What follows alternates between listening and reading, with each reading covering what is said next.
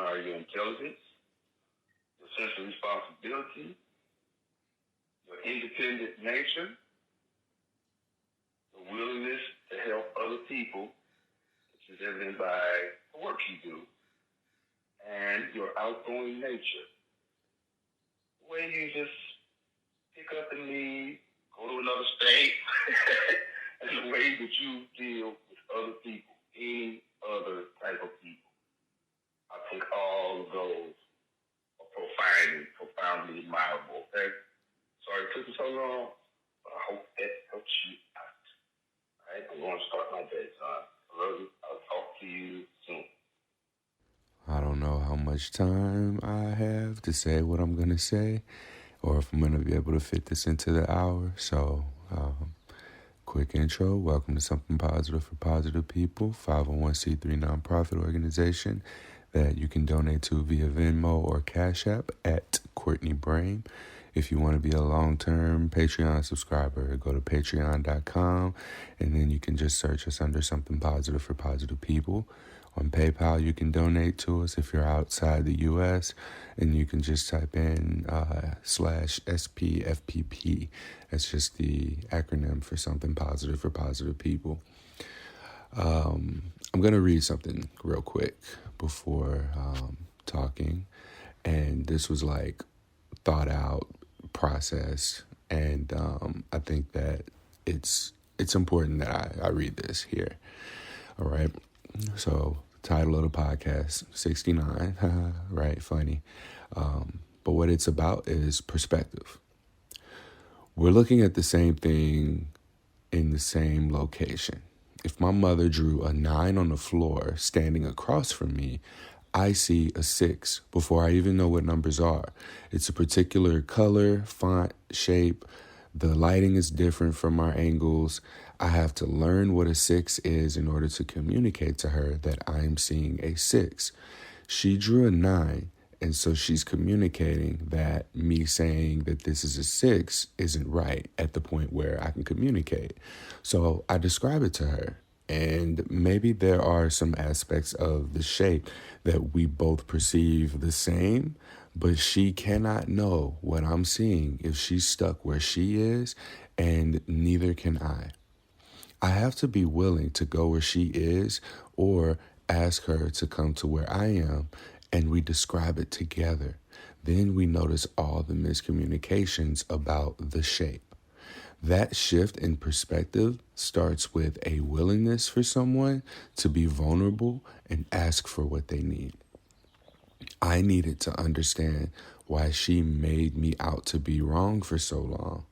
I could have been stuck guessing and trying to make myself right, but I went out into the world and saw all kinds of shapes, all kinds of fonts, some that looked like a 6 and others that looked like a 9, but that's in reference to me.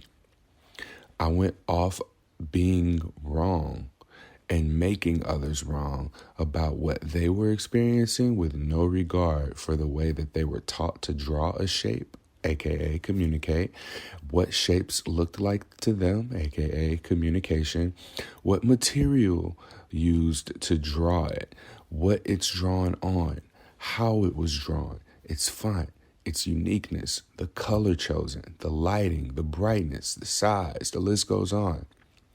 All this time, I internalized the perspectives of my parents drawing a 9 as me being wrong in all my perceptions, leading to not trust myself.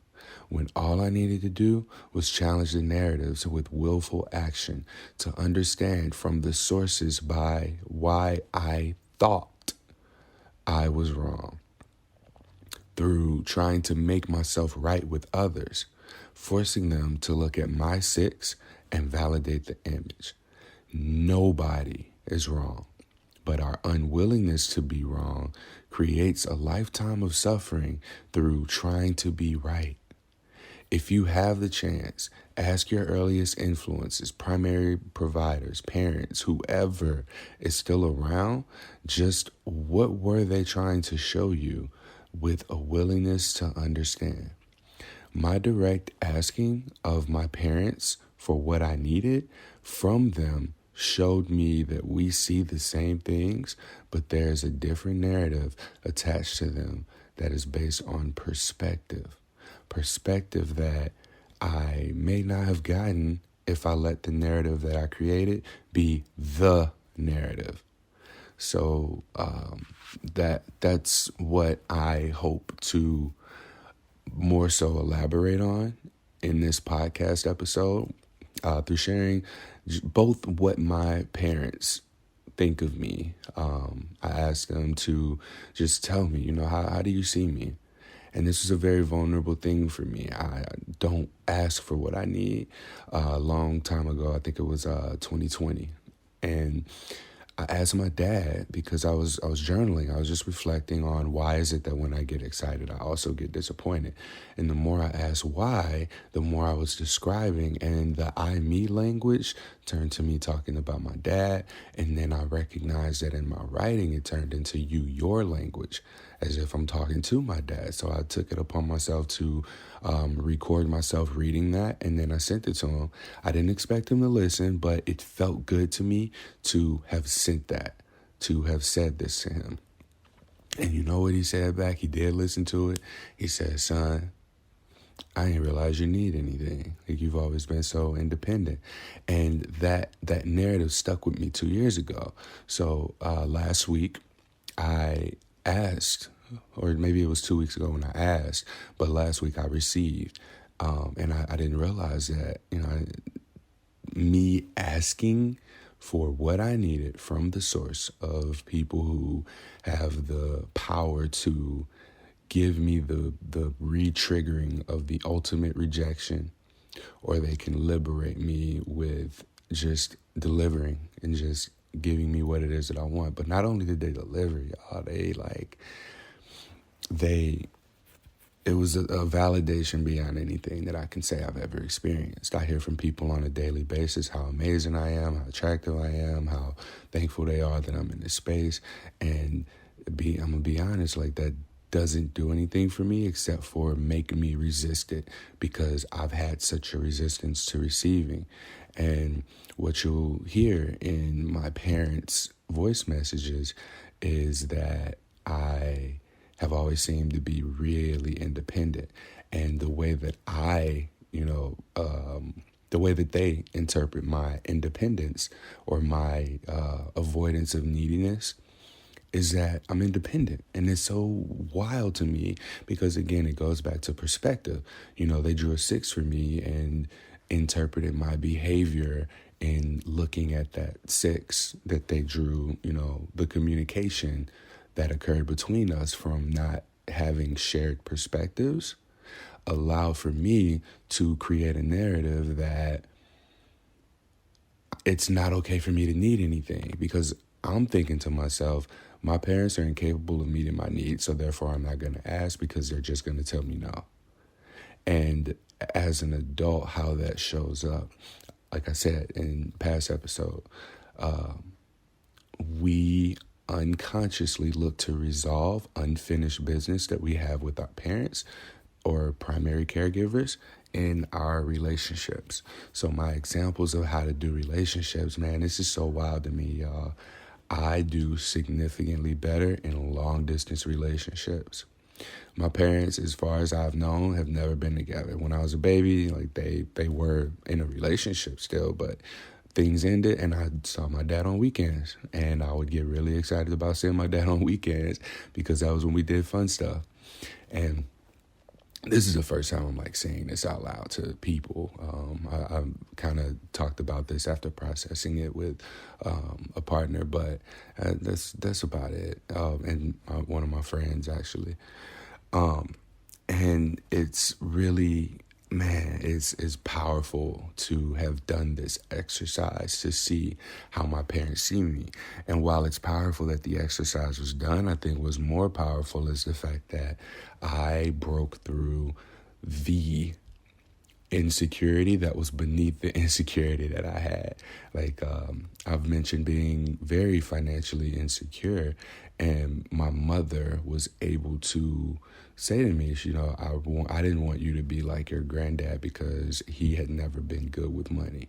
And I told y'all I interpreted like my mom telling me not to be like the men around me just because she didn't want me to be like the men around me. Now, granted, that absolutely conditioned me and gave me the superpower of being super emotionally aware, available, and intelligent. And, my mom even apologized to me. She was like, hey, I'm sorry for damaging you. And I was like, Mom, you didn't damage me. I mean, I was just confused because, looking in adulthood, like women that I want don't necessarily want that emotionally available all the time, like person. What I saw versus what was said to me are completely different things. What my mother went for was emotionally unavailable men who were just like my dad, just like my granddad, but then told me, raised me not to be like them. So my lesson in that age was like, oh, it is more important for relationships that happen with people who sex is involved with than it is for there to be like the connection or the intimacy, the closeness and everything.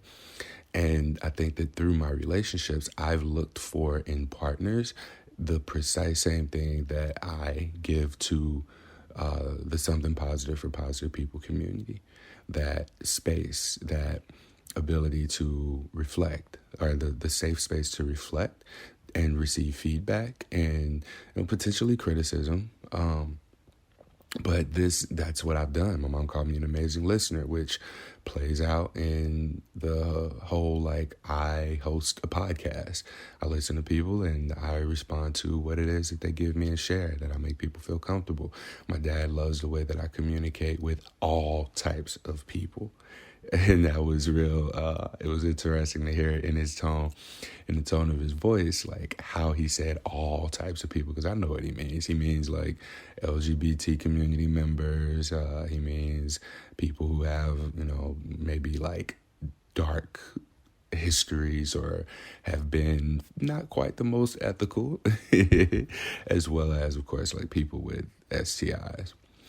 So listening to these messages had done more for me than I thought it would, because I told my therapist what I was going to do when I did it, and he was like, all right, Courtney, well, what if you don't hear what you think you're going to hear, what you want to hear?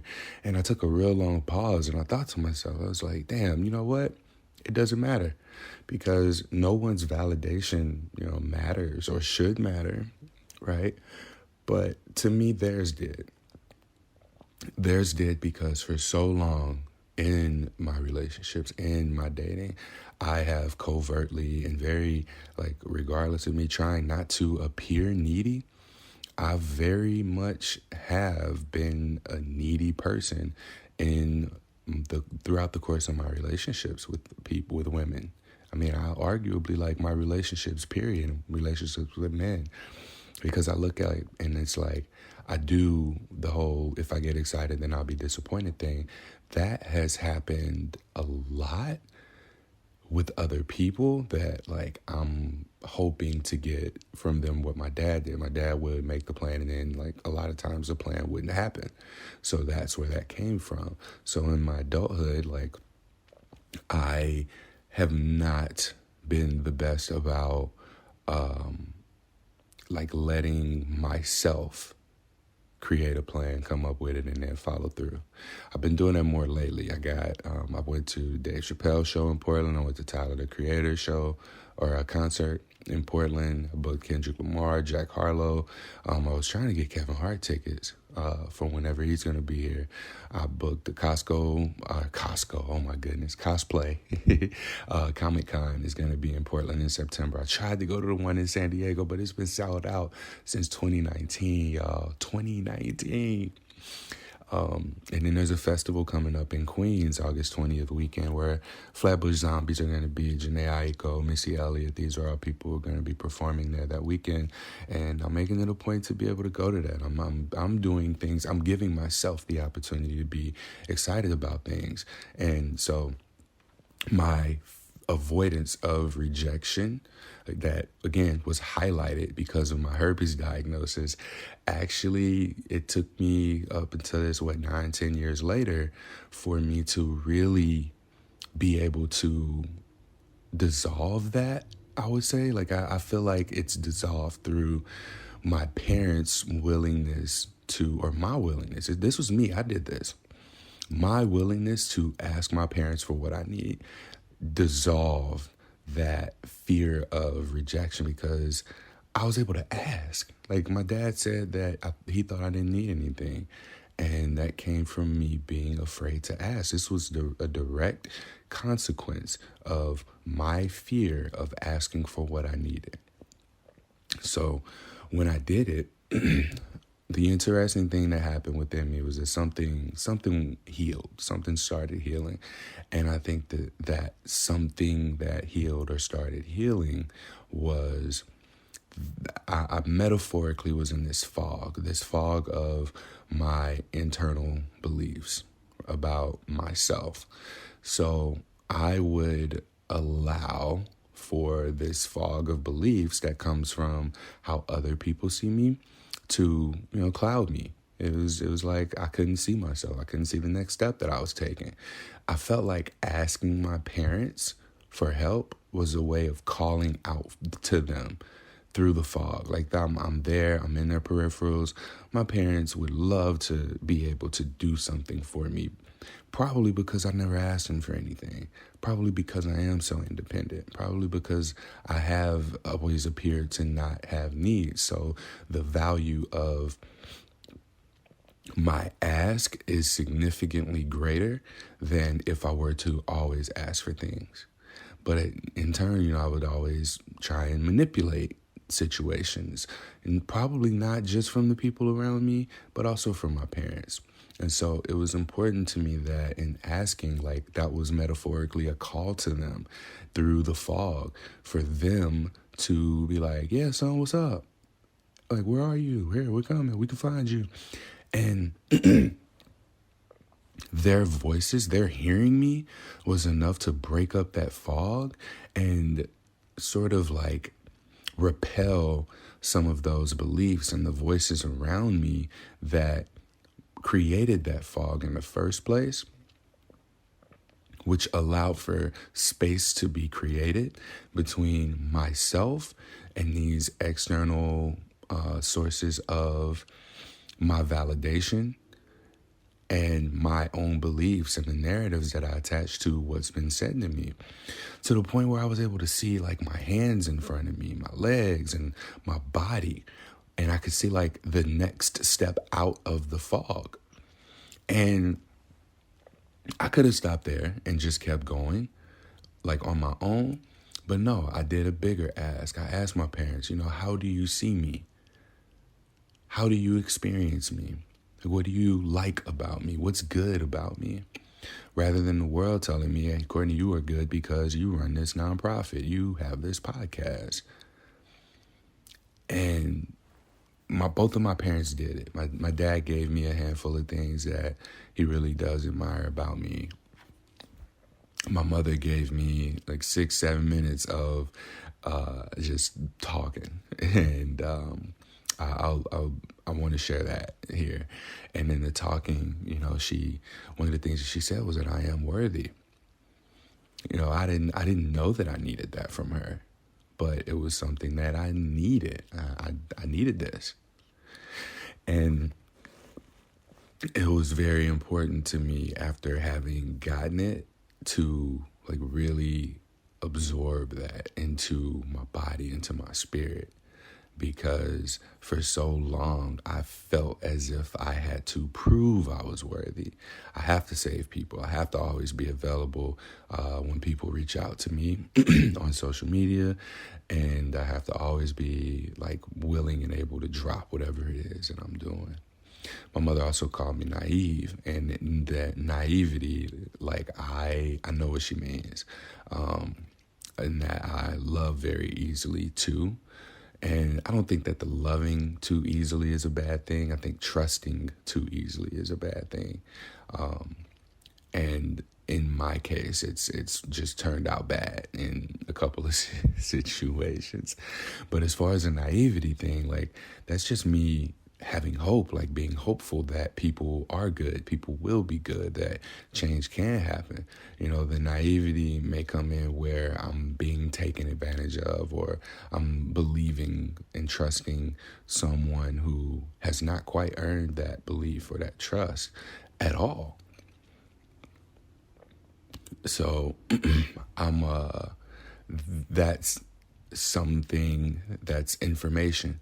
A lot of what my parents have given me is information, because they say one thing and I'm like, oh, then that means that my interpretation of that is expressed through my behaviors in this way, or this situation in particular.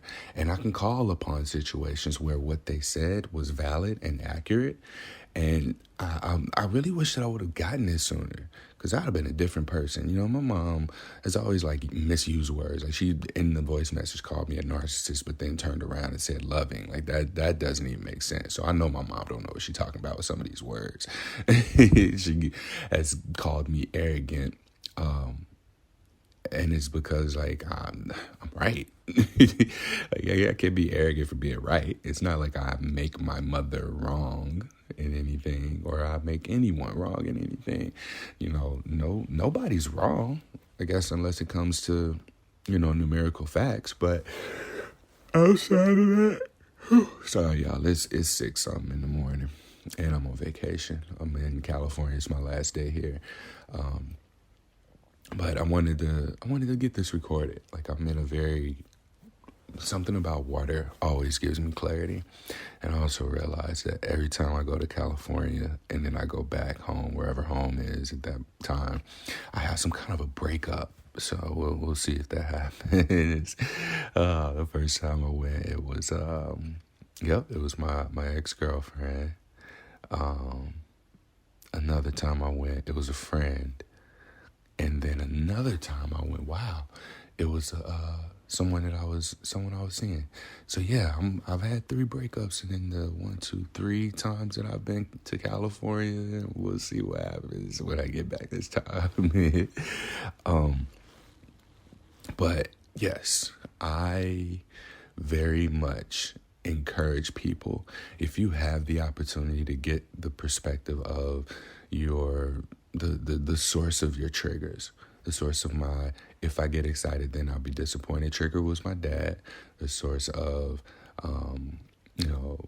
women, I need a partner, a woman who can give me the same level of emotional connectivity and availability that I give to other people.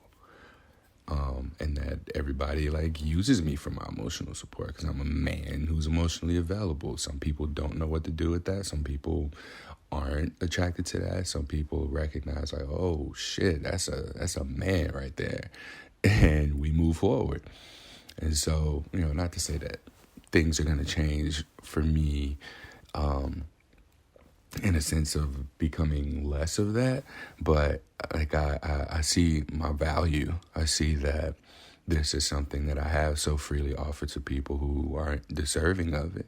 And in this space that is something positive for positive people, I have a safe space for expressing that and giving that to people.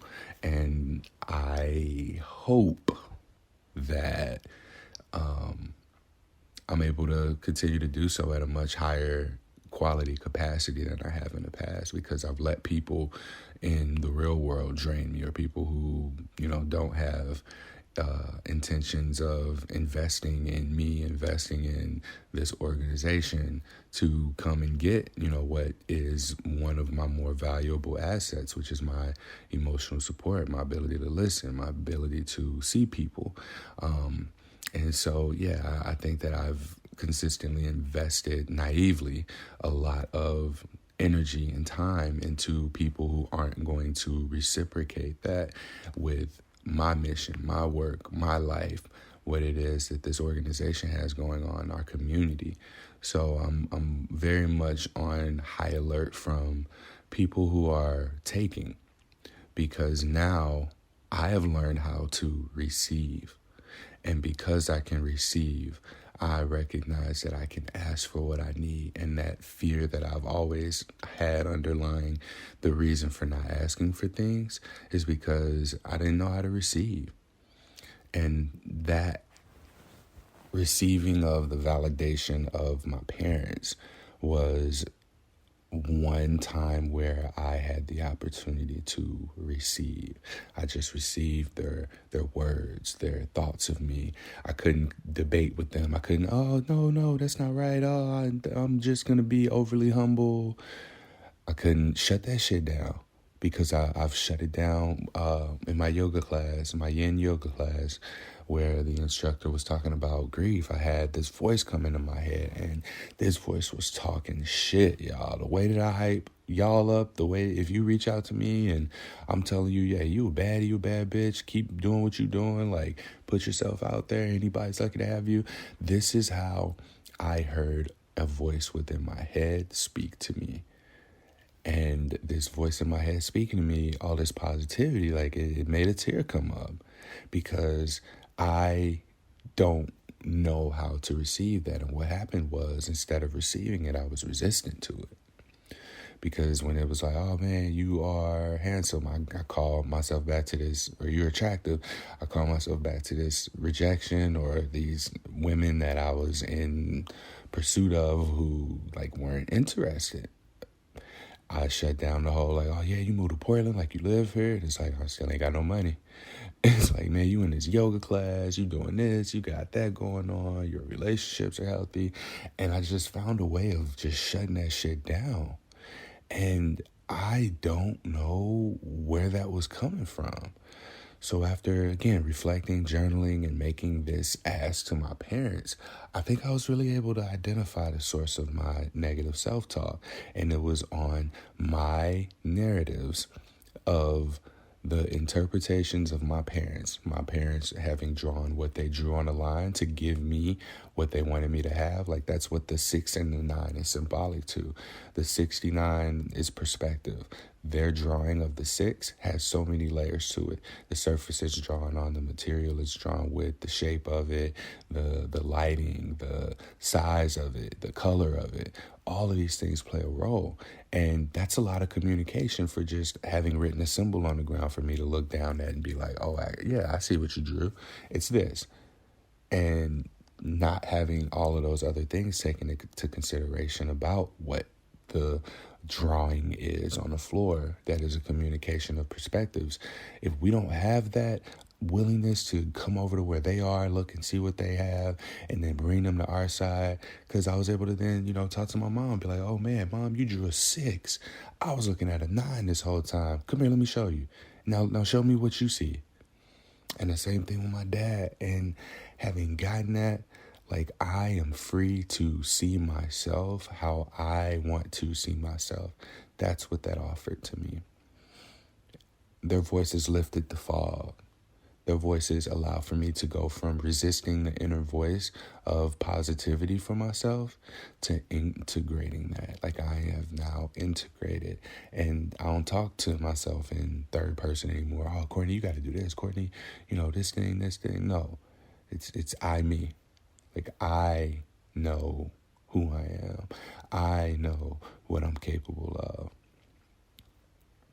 I know that I can challenge the narratives that my parents have instilled in me, or the beliefs that they've instilled in me that I've supported with the giving a story to it. I've attached a narrative, a story to the things that stick with me from situations with my parents. And I feel like that healed, like, why does a rejection hurt from somebody so bad? Like, I still think about that girl I had sex with, and, even all these months later, she didn't want herpes, and that is perfectly fine. That is okay.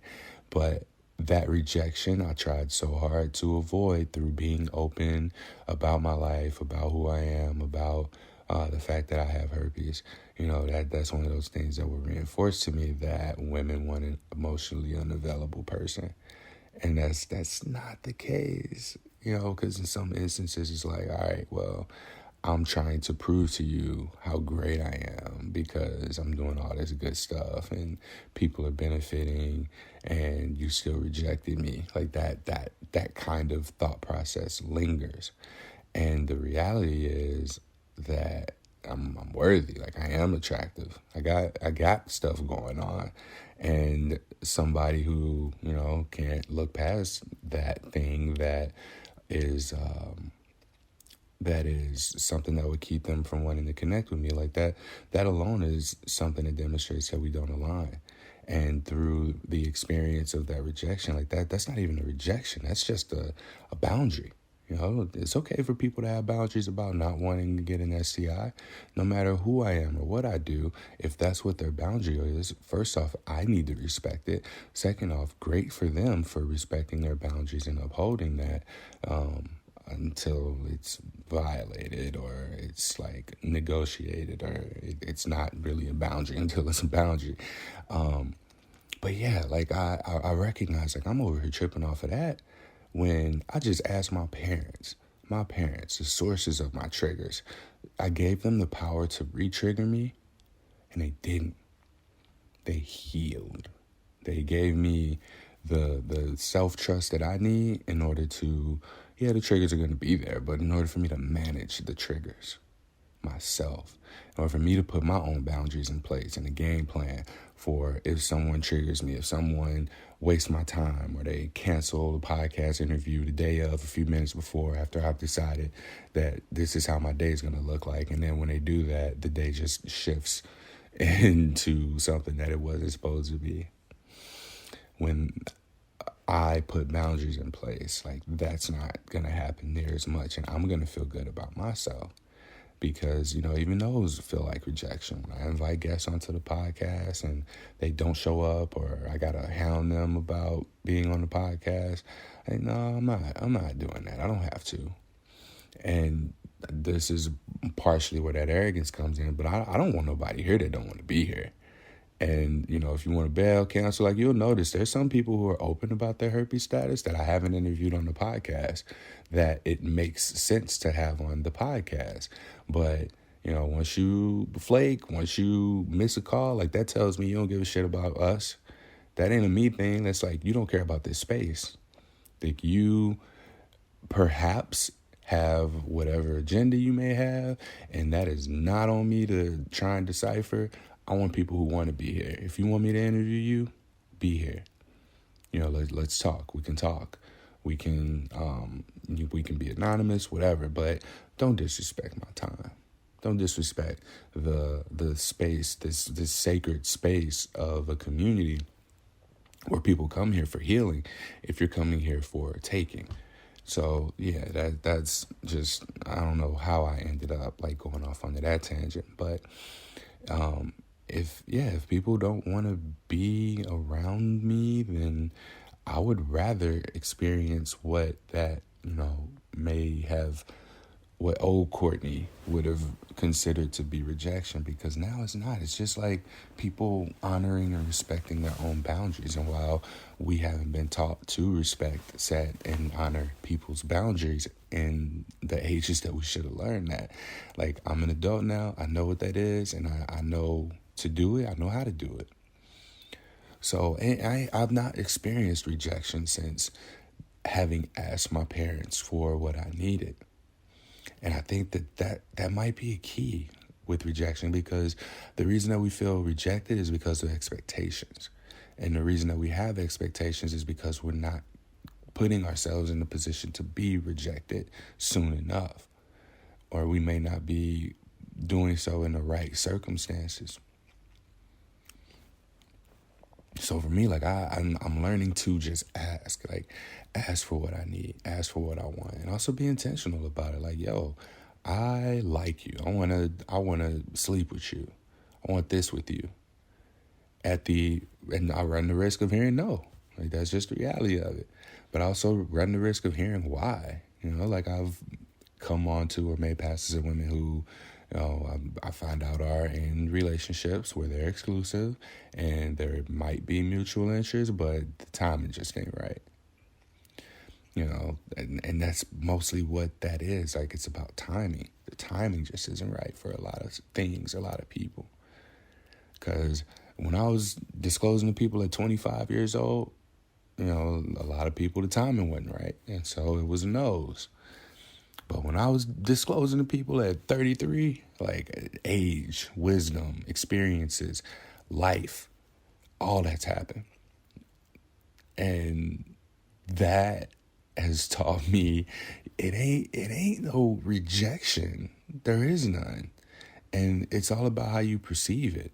Rejection, honestly, what we think is that people are going to diss us, tell the whole internet and our social circles how gross we are, that we have an STD, and that nobody should have sex with us. We should only have sex with our kind. That's our worst fear. And whose voice is that? It's one of those voices that's surrounding you that at some point it mattered to you what this person whose voice this is represented in your mind thought of you. And you still haven't given them the chance to communicate to you what they think of you. So you might be living a lie. Just like having that voice occupy your head rent-free. And you living a lie based on what you think that person thinks of you. When you can cut through all the BS, go to that person, if they're still alive, if they're still accessible, and just ask them, like, hey, I remember you speaking to, communicating to me in this way. Draw your 6 on the ground and then see what they relay back to you from their perspective. Because you never know. They might already have done the work to know that just because they draw a 9 on the ground, that doesn't mean you're going to see a 9. It's going to depend on where you are, how y'all walk, how y'all were raised, how y'all communicate, how you talk, how you have you learned to, what material have you learned to communicate, how have you learned to communicate, the shape, the font, the texture, all these things contribute to just drawing a number on the ground for somebody to tell you, hey, I see this number. These are all key factors in just that drawing of a shape. So with that being said, look at it with language. Look at it with social media posts. We got that same 69 analogy here, but applied on a much bigger scale, on a much higher quality. We got social media, we got friends around us, we got partners, we got exes, we got teachers, coworkers, employers. We got the people we tertiarily communicate with when we go to the gym, when we go to the coffee shop, when we go to a restaurant. Know what you're communicating and putting off to them. Because I recognize now, man, talking to my mom and hearing these voice messages from my mom and my dad, I recognize my neediness. I recognize my insecurities. I recognize the miscommunication or the misinterpretation that I had on how I thought my parents treated me or saw me or what they tried to teach me. So getting their truth allowed for me to stop thinking that I knew what they were thinking, because it allowed for me to just be in what my truth is. And my truth is, man, I am confident. I might be a little bit arrogant. I'm finally on the other side of my financial insecurity. And it's a challenge because I still feel like at any moment, all this can be taken away. This can be gone. And so it's important to me now that through finding balance, going to concerts, doing things that I like caring more about how I physically look and my appearance, and investing in better clothing, investing in my haircuts, right? Like I have not gotten a haircut. I went got one Friday. I'm not going back to this dude. He rushed me. He had 3 people signed up for the same time. I needed to be at the airport, and he didn't even get me to taper. Dude just tapered my sideburns. I was like, yo, I want to support Black businesses, but this right here was ridiculous. So I'm not going to write a bad review. I'm just not going to go back. It's as simple as that. I'll find somewhere else to get my hair cut who gonna, take their time with it. And because that wasn't even an experience. That was like 10 minutes, quick cut, even in front of other people. Like, dude, I'm not finna be rushing. But anyways, yeah, I'm getting into, because I've spent so much. I spent the last like not even 9 years. I spent like the last 5 since Something Positive. I was focusing on that. I was focusing on my inside self. And I am at a point now where I can more so focus on outside me stuff. And what's fueling my insides is like going to the concerts and going to things that I like to do. And what's fueling my outsides, it's just going to be a matter of taking care of my body. I got a massage, and that was amazing. I invested that $180 in a 90-minute just massage, getting my body worked on. And that felt like amazing. I didn't realize what the feeling was, but I felt like I was just able to allow myself to receive. That's what that was. I got to receive, y'all. And this is the message that I've learned. This is the message that I got from that experience with my parents. I learned that I am worthy. I am worthy to receive. Now, when I go and I look for reciprocity in my relationships, I am able to actually receive rather than like try and dodge and duck people's willingness and want and desire to help me, to give to me. And I got to watch that play out this weekend sexually, y'all. Woo! The ability to receive. That is what we need to learn. We need to learn that we can, that we are worthy, that we are here, that we are valued. So that is how we can see ourselves. Like, and can't nobody take this away from me. I know my worth now. And I know that, my parents have been able to communicate to me, Courtney, here are places that you need to be able to recognize your value, your worthiness. You need to be able to receive is the overall message that I got. And looking at myself, I am someone who people want to give to, who people want to see succeed, who people want to see thrive. But that don't mean shit if I don't want to succeed, if I don't want to thrive, if I don't want to allow for myself to make mistakes, allow for myself to lean into those strong points that I have, because I've been so resistant to them. I've been resistant to being, my mom, she said, the matriarch of the family. I'm wise, just intuitively. I'm a provider, I'm a protector, I have a temper. Like she said these things to me. And it was like, until hearing them from her, I've always had this like level of resistance to compliments that I get from people.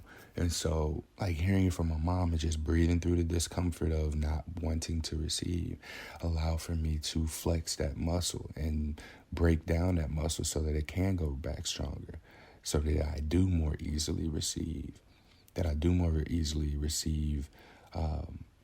whatever like hype people want to give me. And that's work life, as in pursuit of my purpose, my passion, something positive for positive people. In my relationships, and my relationship to myself. Because this is how I talk to myself now. I talk my shit. And that got lifted, and just the blessings have been raining in. It's a blessing for me to be able to be where I am right now in California for a 3-day weekend, and just like some sunshine, beach time, friend time, the building of new connections time. For me to be able to go back to Portland, get back to work, prepare these presentations, create these curriculums, record these podcasts, all while continuing to do the self-work on myself and just being who I am with permission for myself to see myself as I see myself rather than how other people see me, because I control that. I control the room. I control what people's first impressions and ideas are of me. I came into Portland, y'all. I had $5,000, $4,300 starting with me having paid the rent. And it got to a point where I was looking at my bank account. I was like, I don't know how much longer this is going to be sustainable. But sticking through it, being consistent and trusting myself, because the inaccuracy between how my mom and my dad saw me versus how I thought they saw me, it created this distrust. And I can honestly say that because of that, I did not trust myself. So breaking through these layers of miscommunication by simply being willing to speak to my parents about how they see me, being willing to receive that from my parents, being willing to free myself. Like, I feel liberated. I'm definitely liberated. Not just like in the sense of being free from something, but free to do anything. That's what liberation is. Like, freedom is freedom from something. Liberation is freedom to do anything. And that's where I'm at. Like, and it just took this challenging of perspective for me to be here. So I think that my quality of what I put into what I create, what I co-create, my relationships, my podcast episodes, the business that I'm putting out, the business functions of something positive for positive people, the coaching, the advice that I give, the wisdom quote that I share. I think that these are all very, very, very like powerful epiphanies, and yeah, this is it. This is it for me, man. This is where I'm at. This is what I need. This is how I'm gonna have a significantly higher impact on people. And now I'm also able to receive like the validation, the compliments, even money. Like, even with the money, like I got funding for $10,000 for something positive for positive people to pay myself to just record 12 podcast episodes. And when the check came through, I had to pay myself. And it was so uncomfortable for me because I'm so used to having my identity as someone who doesn't get paid for this work. And where that comes in is someone who seems like they don't need anything. And therefore, people can't help me because I don't seem like I need anything. And people want to help and don't know how. So, like, I worked for this. Like, I worked to get to this point to where I can start to pay myself and pay myself well. And the resistance that was there is lifted. Is lifted now. So I hope that this podcast episode was useful to you.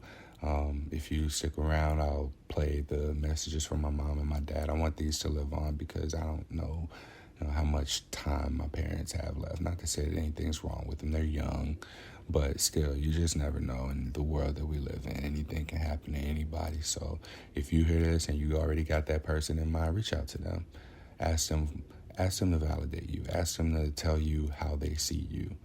Ask them to just speak positivity into you. And if they got to do it over a message or if y'all can do it in person, like, play around with it and let me know what you do. Let me know what you think. I want for you to have this same sense of liberation that I have for myself.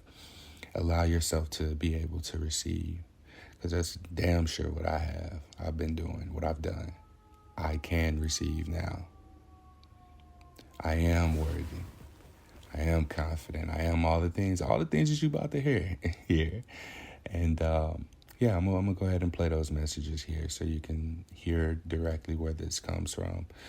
If you haven't already, I have a survey that is on my Instagram page, and it'll also be linked here in the show notes. I want for people to attend the Introduction to Sex Positivity for Something Positive for Positive People in our community.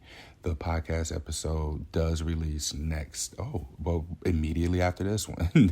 So the episode immediately following this one will have the link to the survey that is letting me know that you're registering for the sex positive, the intro to sex positivity workshop. And my selling point here is that there's going to be so much more that you get out of sex positive communities than you'd get out of a herpes support group or a herpes dating group community, because you'll learn the things like boundaries and how to create them, how to identify them, how to identify what you need, what you want, and how to be able to practice communicating that with people, as well as a lot more like social justice, open-mindedness, and just, there's another liberating effect of an organization such as Sex Positive World. So with Jamie Coetti, the executive director of the organization, we already recorded the podcast, so you'll get to kind of be sold on the idea of attending this event. It'll be July 21st, 6:30 Pacific time to 8:30, and we'll just talk through like how sex positivity and having an STI, how these two things can go hand in hand and support a process of healing outside of like just everybody having herpes and talking about having herpes. So I want to introduce y'all to this, and then hopefully you'll join and become members and be able to have the same sort of like access to educational and support resources that I have. Here I'll go ahead and just say bye now. If you want to donate, please do. Venmo, Cash App, Courtney Brain, my first and last name, no special characters, no spaces. PayPal is /SPFPP, and Patreon, you can join us at Something Positive for Positive People on the Patreon website. Y'all, thank you. Thank you for being here. Thank you for supporting me through these last few episodes that are definitely more self-helpy than they are herpes-based, but that's just what is calling to me to let out here. So I hope that you find value in it, and I hope that you find value in yourself. Till next time, stay sex positive. Here's my mom doing what I asked him to do. So now I have some time to actually sit here and do my homework assignment. I want to say that I'm very proud of you. You were an awesome child / man. I have not, and I can't sit here and say that I've had any problems out of you. You were smart then, and you're very smart now. You're charming.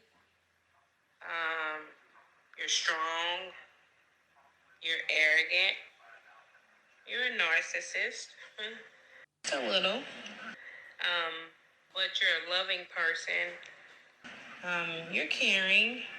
I think you're gullible with certain situations. I think you love easy.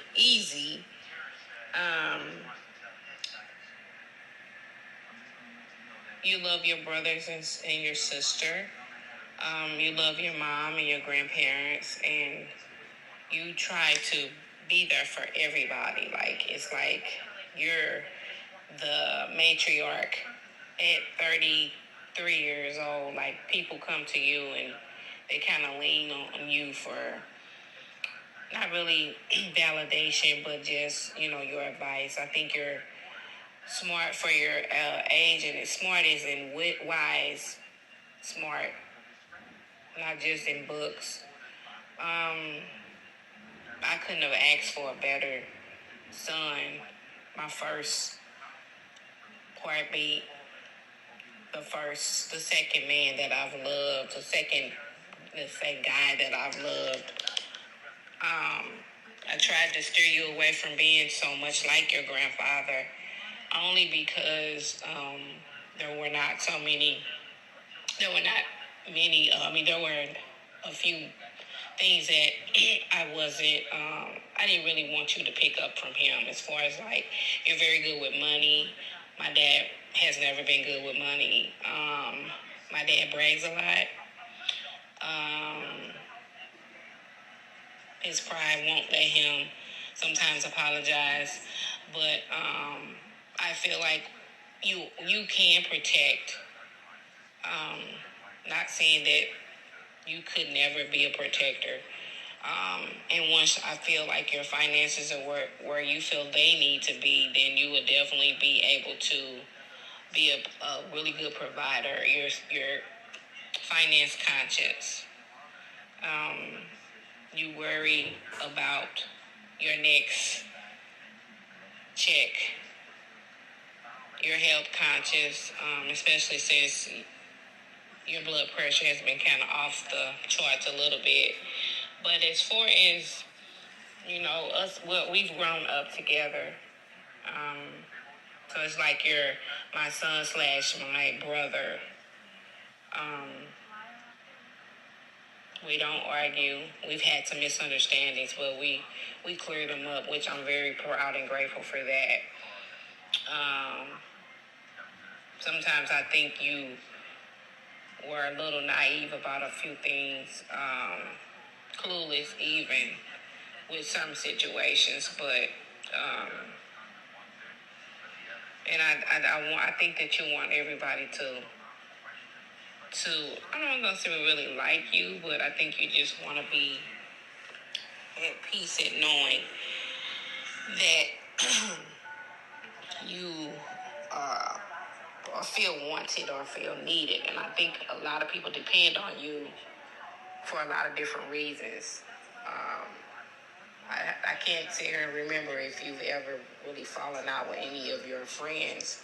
I tried to make sure I monitored that as much as I could, so to keep you from getting in situations that you wouldn't know how to handle. And that's what my dad did for me.